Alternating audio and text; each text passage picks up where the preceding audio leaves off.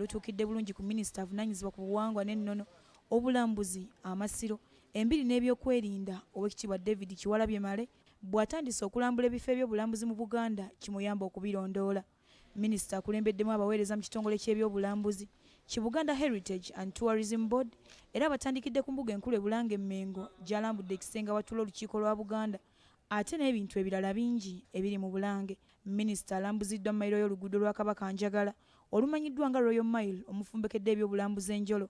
Kuno kuliko ebibumbe by'ebika by'Abaganda, entawetwa eno nga y'enkulungo ya Kabaka, kkooti ya Mwanga owookubiri, enju ya Zaakaliya Kizito Kisingiri eyali omu ku bakuza ba Kabaka Daudi Chwa eno nga yazimbibwa mu mwaka gwa 1896. Basiima House kati awali essomero lya City Parents, agaali amaka ga Katikkiro Sir Apollo Kaggwa, ennyumba Butikkiro. Gano nga ge maka g'Obwakatikkiro amatongole agazimbibwa Katikkiro Martin Luther Nsibirwa.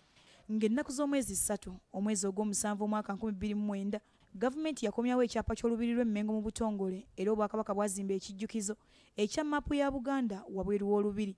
Bino byonna bya bulambuzi era Minisita Kyewalabye Male wano wasinzidde n'akunga abantu ba Buganda okwettanira okumanya ebyafaayo nga bayita mu by'obulambuzi. Tukoze enteekateeka eno egy'okuleetanga abantu okubalambuza mayiro eno era bawagire nnyo ekitongole kya tourism, amasomero, ebitongole ebyenjawulo.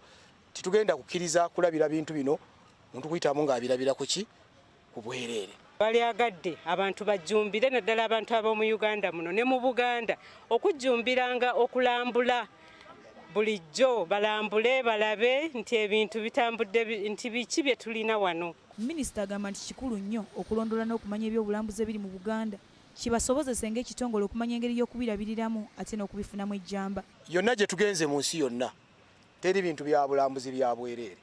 Tuyinza okuba nga ffe tubadde ku batonotono abalina ebyobulambuzi eyinza okuba nga omuntu obirabirawo bwereere.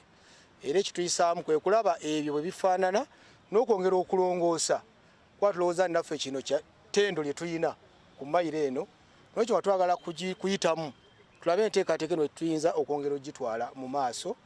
Tuleme kubeera nti ebintu birabirako awo ku bwereere naye ng'ennaku ezimu tusobola okukuŋŋaanako wano kibeera nti tusobola okuggyamu ssente ezisinga ku ezo zitusobola okujjamu kati. Naye n'okwongera abantu ba Buganda okumanya ebyafaayo bya Buganda nga bayita mu mayiro eno.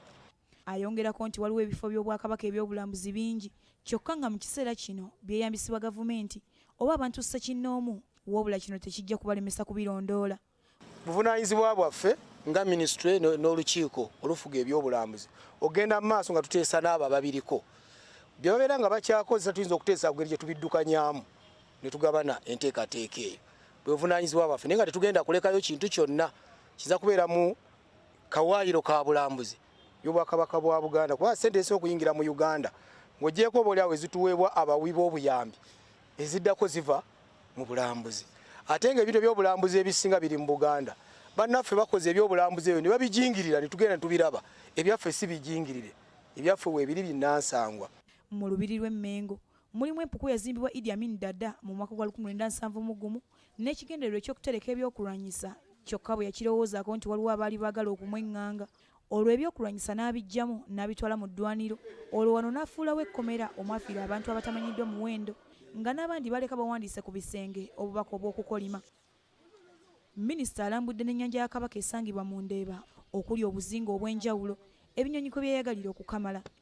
Ekigendererwa ky'okulambula kuno kubadde kujja mirimu mu woofiisi olwo minisita yeetuukira amanyi aweetaaga okutereeza kimwanguyiza emirimu egyamukwasibwa nnyinimu Ssaabasajja Kabaka.